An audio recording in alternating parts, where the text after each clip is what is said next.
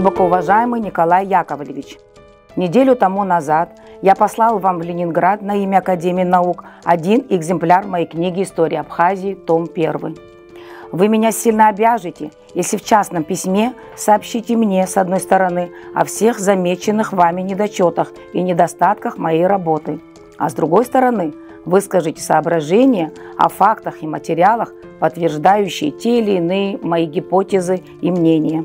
Я был бы очень благодарен вам, если бы увидел в одном из выпусков вашего иофетического сборника или в другом органе научной прессы или в газете «Заря Востока» рецензию о моей книге, которая во всяком случае является интересным собранием крох того материала, который история уделила нашей бедной маленькой Абхазии.